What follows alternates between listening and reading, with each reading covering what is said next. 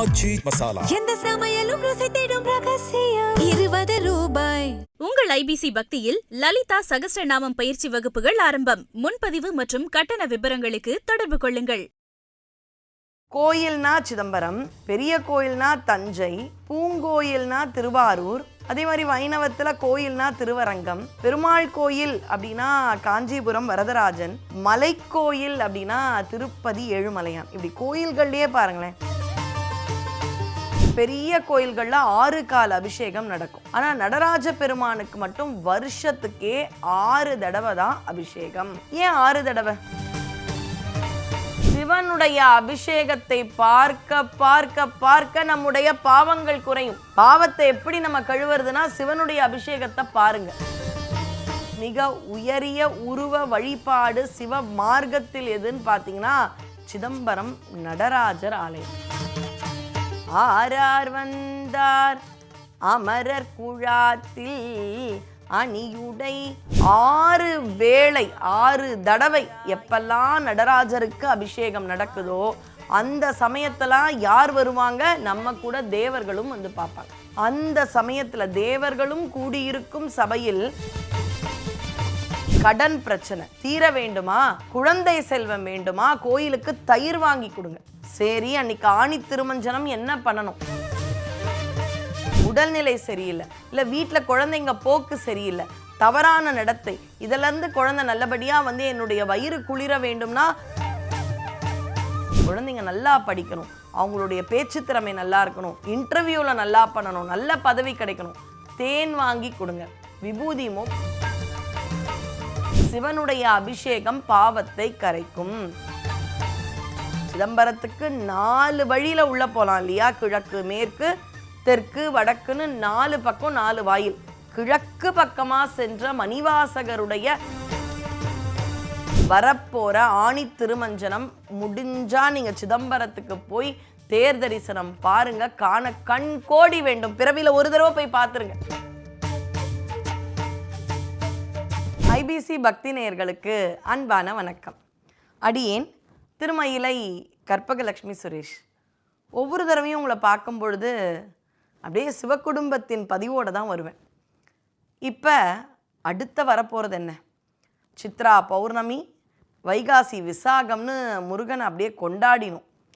வைகாசி முடிஞ்ச உடனே வரப்போகிறது பார்த்திங்கன்னா ஆனி மாதம். ஆனி மாதம்னு சொல்லும் பொழுதே நமக்கு ஆனி திருமஞ்சனம் தான் ஞாபகத்துக்கு வரும். சொல்லப்போனால் அருணகிரியார் நடராஜரையே முருகனா தரிசனம் பண்றார். நம்ம பக்தியினுடைய நிலை தான் அது. அப்போ நடராஜரையே பெருமாள்கான், பதவி தரும் ஞான பெருமாள்கான்னு அருணகிரியார் அவரையே முருகனா, நடராஜரா நமக்கு தெரியும், ஆனால் அவர் கண்ணுக்கு முருகனா தெரியும். அப்படி கொண்டாடுகின்ற சைவத்தில் கோயில்னாலே சிதம்பரம் தான். ரொம்ப அழகாக இருக்கும். கோயில்னா சிதம்பரம், பெரிய கோயில்னா தஞ்சை, பூங்கோயில்னா திருவாரூர், அதே மாதிரி வைணவத்தில் கோயில்னா திருவரங்கம், பெருமாள் கோயில் அப்படின்னா காஞ்சிபுரம் வரதராஜன், மலைக்கோயில் அப்படின்னா திருப்பதி ஏழுமலையான். இப்படி கோயில்கள்லேயே பாருங்களேன். ஆனால் பொது கோயில் அப்படின்னு சைவ மார்க்கத்தில் சொன்னால் சிதம்பரம் நடராஜர். அங்கே சுவாமி பேர் என்ன தெரியுமா? ஆனந்த நடராஜர். ஆணி திருமஞ்சனம் அப்படின்றது ரொம்ப சிறப்பாக நடக்கக்கூடிய ஒரு அற்புதமான வைபவம். நடராஜர் தத்துவம், அவருடைய அபிஷேகம்னு வரலாம். நடராஜருக்கு ஆண்டுக்கு 6 முறை அபிஷேகம் நடக்கும். ஒரு சிவன் கோயில்னு பார்த்தீங்கன்னா ஒரு கோயிலுக்கு ஒரு கால அபிஷேகம் ஆகமங்கள்னு இருக்கும். அதில் பெரிய கோயில்களில் 6 கால அபிஷேகம் நடக்கும். ஆனால் நடராஜ பெருமானுக்கு மட்டும் வருஷத்துக்கே 6 தடவை தான் அபிஷேகம். ஏன் 6 தடவை? ஏன்னா நம்முடைய ஒரு வருடம் அப்படின்றது தேவர்களுக்கு ஒரு நாள். நமக்கு ஒரு நாளில் நம்ம உள்ளூர் கோயிலில் இருக்கிற சிவபெருமானுக்கு 6 வேளை அபிஷேகம் பண்ணுற மாதிரி தேவர்களும் வணங்கும் எளிய பீரானா இருக்கும் நடராஜ பெருமானுக்கு அவங்க ஒரு நாள், நமக்கான ஒரு வருஷம். அதனால் அவங்க ஒரு நாள் கணக்கில் 6 தடவை அபிஷேகம் பண்ணுற மாதிரி 6 அபிஷேகம் செய்கிறாங்க. அவங்களுடைய ஒரு நாள் 6 அபிஷேகம் தான் நமக்கான நடராஜர் வருடத்தின் 6 அபிஷேகமாக மாறுது. இதில் 3 அபிஷேகம் திதியை ஒட்டி வரும். 3 அபிஷேகம் நட்சத்திரத்தை ஒட்டி வரும். அதில் 2 ரொம்ப ரொம்ப பிரதானம். ஒன்று மார்கழி ஆருத்ரா அபிஷேகம், இன்னொன்று இந்த ஆனி திருமஞ்சனம், ஆனி உத்திரம்னு சொல்லக்கூடிய இந்த அற்புதமான விழா. பஞ்ச சபை உண்டு. பொன் அம்பலம் அப்படின்னு சொல்கிறது நடராஜ பெருமான், வெள்ளி அம்பலம். இதுக்கான என்ன ஒரு தத்துவமாக இருக்கும்? பக்தி மிக உயரிய அளவில் இருக்கணும். ரத்தினம் மாதிரி, விலையுயர்ந்த கற்கள் மாதிரி, நவரத்தின கற்கள் ரத்தினம் மாதிரி இருக்கணும். அதுதான் ரத்தின சபை. அந்தளவு பக்தி யாருக்கு இருந்ததுன்னா காரைக்கால் அம்மையாருக்கு. சரி, அந்தளவு காஸ்ட்லியாக ரொம்ப விலையுயர்ந்த பக்தியா இல்லையா? சரி, பொன் அளவு, இன்னைக்கு பொண்ணே எவ்வளோ விலைன்னு தெரியும். அப்படி பொன்னாலான பக்தியாவது இறைவனிடம் காண்பியுங்கள், அதுதான் பொன் அம்பலம். இல்லைப்பா, அதை விட கொஞ்சம் குறைச்சலான பக்தி வெள்ளி அம்பலம். நீங்கள் எந்த அளவு பக்தியை குறைச்சாலும் சுவாமி உங்களை தேடி வருவார். அடுத்தது தாமிரம்னு சொல்லக்கூடிய தாமிரபரணி, அங்கே இருக்கக்கூடிய நெல்லையப்பர் ஆலயத்தில் இருக்கக்கூடிய தாமிர சபை. இல்லைப்பா, அந்தளவு கூட எங்களுக்கு பக்தியில் வெறும் சித்திரத்தில் எழுத வைக்கிற பக்தி அப்படின்னா குற்றாலத்தில் சித்திரை சபை. இப்படி பக்தியில் நம்ம எந்த அளவு குறைந்தாலும் சுவாமி ஓடி வந்து அருள் பண்ணுவார். தேவார முதலிகள் அப்படின்றவங்களுடைய பாடல்கள் எல்லாம் இறைவனை பற்றி பேசும் இல்லையா? தோடுடைய செவியன், விடையேறி, ஓர் தூவென் மதிசூடி, இது இறைவனை பற்றி இறைவனுடைய அழகை சொல்வது. ஆனால் மாணிக்க வாசகருடைய திருவாசகம் இறைவன் கூடையே நம்மளை பேச வைக்கும். இறைவனை பற்றி பேசுவது சிறப்பானா மிகச் சிறப்பு. ஆனால் இறைவனோடு பேசுறது அதை விட சிறப்பு. அப்பேற்பட்ட மாணிக்க வாசகர் இறைவனோடு ஐக்கியமானது இந்த ஆணி திருமஞ்சனத்துக்கு கொஞ்சம் முன்னாடி தான். இன்னைக்கு எப்படி சிதம்பரத்தில் ஆணி திருமஞ்சனம், ஆணி உற்சவம் நடக்குதோ அதுபோல திருப்பெருந்துறையிலும் பார்த்தீங்கன்னா மாணிக்க வாசகருக்கான அற்புதமான அந்த ஆலயத்திலும் உற்சவம் நடக்கும். சொல்லப்போனால் ஆணி உபதேச விழான் மாணிக்க வாசகருக்கு நடைபெறது ரொம்ப ரொம்ப சிறப்பாக இருக்கும். சரி, இந்த ஆணி திருமஞ்சனம், ஆணி உத்திரம் இந்த தடவை பார்த்தீங்கன்னா ரொம்பவே அற்புதமாக சுவாமி வந்து இரவு கிளம்பி 21 தேரில் வைபவம் வந்து அபிஷேகமாகி அவர் அந்த பொற்சபை அந்த இடத்துல வந்து 1000 கால் மண்டபத்தில் ஒரு 3 மணி நேரம் அபிஷேகம் ஆகும். விடிய விடிய விடிய சுவாமிக்கான அபிஷேகம் நடக்கும். அந்த அபிஷேகத்தை பார்க்கணும். இப்போ நமக்கெல்லாம் என்ன கிடைக்கும்? பெண்கள் ஆண்கள் எல்லாருக்குமே ஏதோ ஒரு தேவை இருக்குது. வேலை தேவை, பதவி தேவை, இல்லை சில பேர் வீட்டில் கல்யாணம் நடக்கணும், மேலச்சத்தம் கேட்கணும், குழந்தை செல்வம் வேண்டும், வியாதிகள் போகணும், ஏதோ ஒரு தேவை நமக்கெல்லாம் இருந்துட்டே தான் இருக்கு. சிவனுடைய அபிஷேகத்தை பார்க்க பார்க்க பார்க்க நம்முடைய பாவங்கள் குறையும். பாவத்தை எப்படி நம்ம கழுவுறதுன்னா சிவனுடைய அபிஷேகத்தை பாருங்க. சிவபெருமான் அபிஷேக பிரியர். சுவாமிக்கு அபிஷேகம் செய்யறத பார்க்க பார்க்க ஆனந்தம் இருக்கும். நம்முடைய பாவத்தை கரைத்து விடும். அப்போ நடராஜர் கோயிலில் மட்டும்தான் அபிஷேகமாக ஆணி திருமஞ்சனம், ஆணி உத்திரத்தன்றுன்னு பார்த்தீங்கன்னா நம்ம உள்ளூர் நம்ம கோயில்களில் இருக்கக்கூடிய சிவாலயத்தில் இருக்கக்கூடிய நடராஜ மூர்த்தத்திற்கும் அபிஷேகம் உண்டு. இப்போ சிவபெருமான பல ஆலயங்கள்லையும் போனீங்கன்னா அருவுருவ திருமேனியாக பார்க்கலாம். எப்படி? சிவலிங்க திருமேனியாக பார்க்கலாம். சிவலிங்க திருமேனியாகவும் சிதம்பரத்தில் இருப்பார்.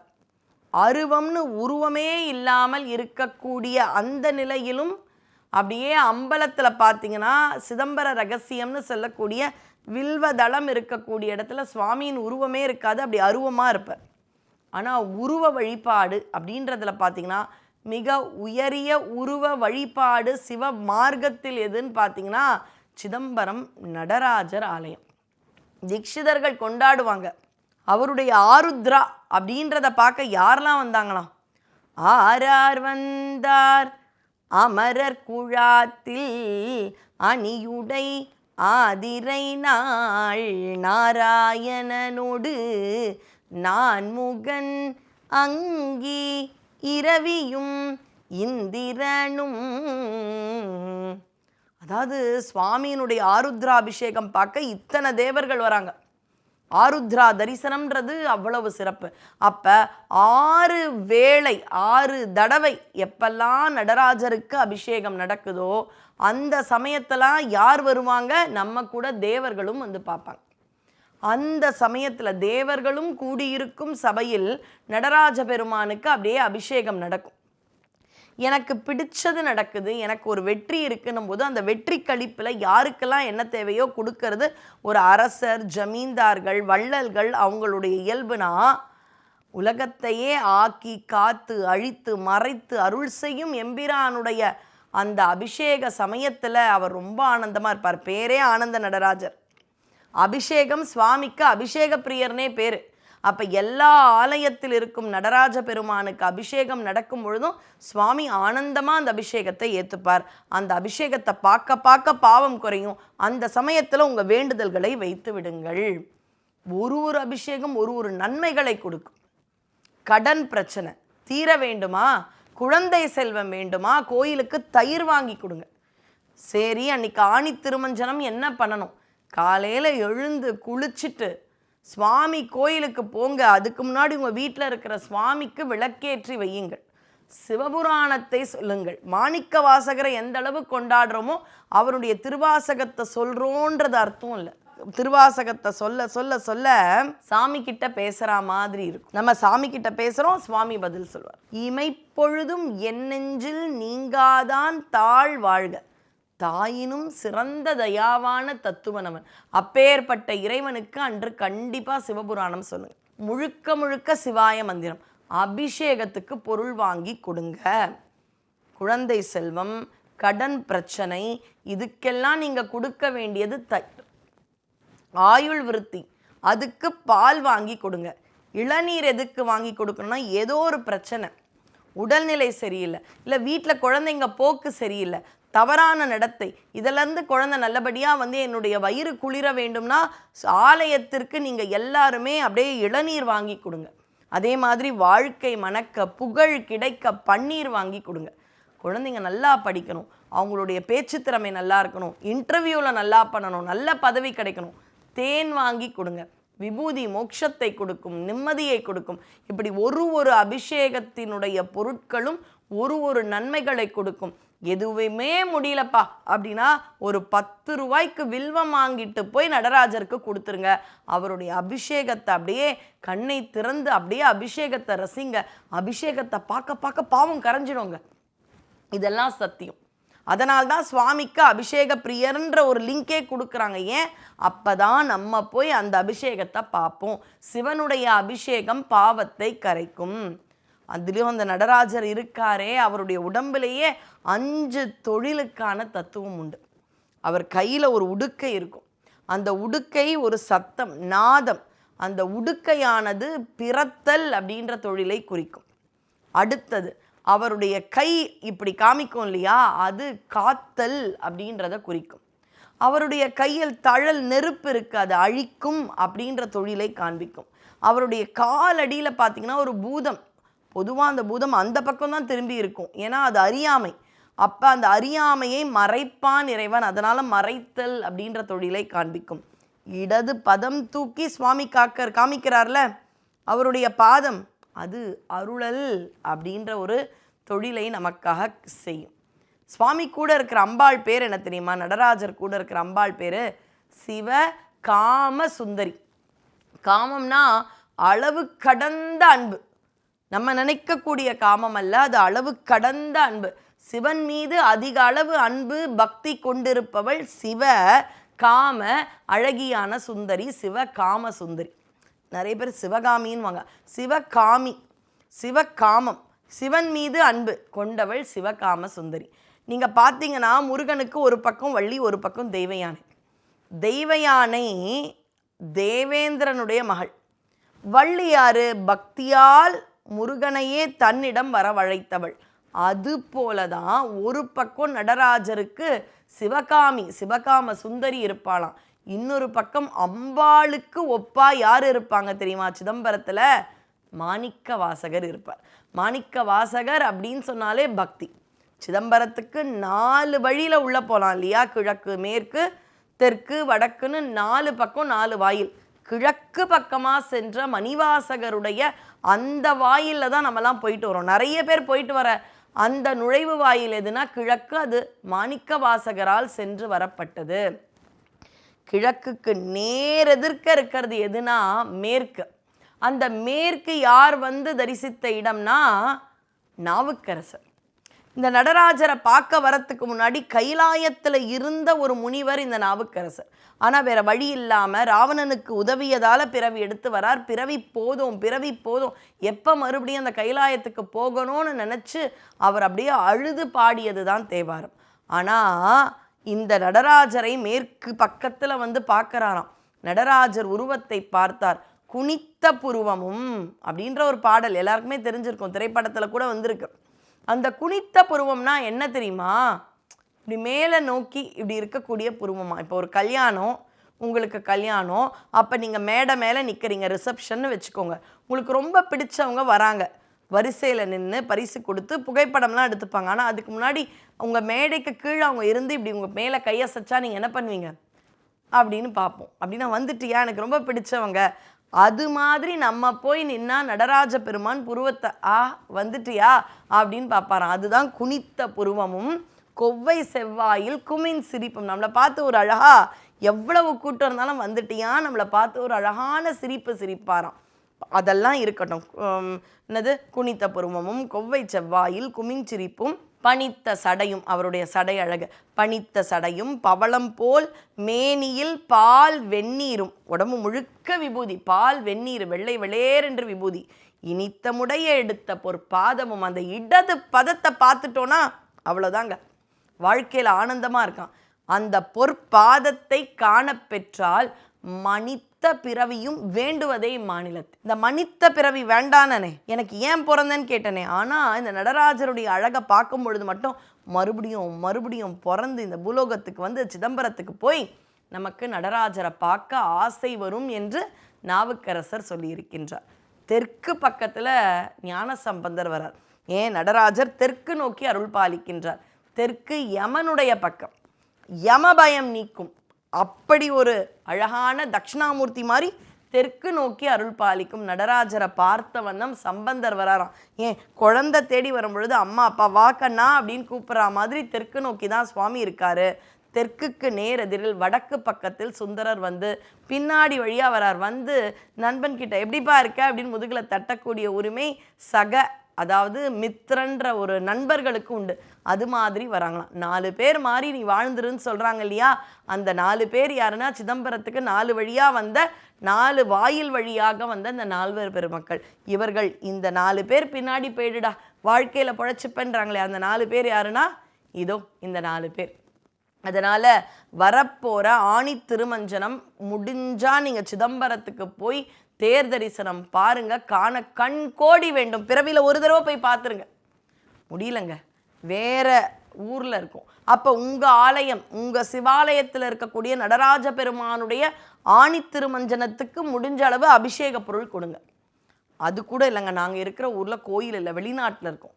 உங்கள் வீட்டில் ஒரு திருவுருவ படமோ திருவுருவ சிலையோ இருக்கும்ல, திருவுருவ சிலை இருந்தால் அபிஷேகம் செய்யுங்கள். இல்லையா திருவுருவ படம் இருக்கா, அன்று காலை எழுந்து குளித்து பூக்களால் அர்ச்சித்து சிவபுராணத்தை வாயால் ஒரு 5 தடவை சொல்லுங்க, உங்களுடைய பாவம் நீங்கும். அதனால் வரப்போகின்ற ஆணி திருமஞ்சனம் அந்த நடராஜ பெருமானை நினச்சி அந்த பொன்னம்பலத்து நடராஜ பெருமானுக்குள்ளேயே போய் மறைஞ்சிட்டாராம் மாணிக்க வாசகர். எப்பேற்பட்ட அருள் கொடையாளன் அந்த நடராஜ பெருமான். அதனால் நடராஜ பெருமானை வணங்கும் அந்த வேலை தான் நமக்கு பெரிய வேலை. ஆணி திருமஞ்சனம் தில்லை தில்லை தில்லைன்னு சொன்னீங்கன்னா வாழ்க்கையில் உங்களுக்கு இல்லை இல்லை இல்லைன்ற நிலையே இருக்காது. அப்பேற்பட்ட ஒரு அற்புதமான கோயில் என்று போற்றப்படக்கூடிய தில்லையில் இருக்கும் எம்பெருமான் நடராஜ பெருமானை உங்கள் உள்ளூர் கோயில்களிலோ இல்லையா வீட்டிலேயே மனமாற உளமாற நீங்கள் ஏதாவது ஒரு திருவாசக பாடலை பாடுங்க, வீடு தேடி வந்து சுவாமி அருள் பண்ணுவார். முடிந்த அளவு சிவாயனம சிவாயனம சிவாயனமன்றதை ஒரு 108 தடவை ஆணி திருமஞ்சனம் அன்று சொல்லுங்கள். வாயார திருமுறை திருவாசக பாடலை பாடுங்கள். அதனால் அந்த அபிஷேக பிரியன் அபிஷேக தினத்தன்று தன்னுடைய ஆனந்த நிலையில் தன்னுடைய பக்தர்களையும் ஆனந்தமாக வைக்கும் அற்புத கொடையாளன் நம்முடைய தில்லை சிற்றம்பலத்தான் என சொல்லி ஆணி திருமஞ்சனத்தில் சிவபெருமானை வணங்கி அவனுடைய எல்லா அருளையும் பெறுவீர்களாக. தென்னாடுடைய சிவனே போற்றி, எந்நாட்டவர்க்கும் இறைவா போற்றி. நன்றி, வணக்கம். பூமேவு ஷண்முக விலாசமும் மீராறு புருவமும் கிரீடமுடியும் கனக குண்டலமும் அருள் மாறி பொழியும் ஈராறு விழியும் மாமேவு செம்பவள வாய்மந்த காசமும் மாலையணியும் கழுத்தும் வாகு கேயூரமும் ஈராறு புயமும் கையும் வடிவேலும் அபயகரமும் ஆச்சி மசாலா. எந்த சமையலும் ருசி தேடும் ரகசியம் 20 ரூபாய். உங்கள் ஐபிசி பக்தியில் லலிதா சகஸ்ரநாமம் பயிற்சி வகுப்புகள் ஆரம்பம். முன்பதிவு மற்றும் கட்டண விபரங்களுக்கு தொடர்பு கொள்ளுங்கள்.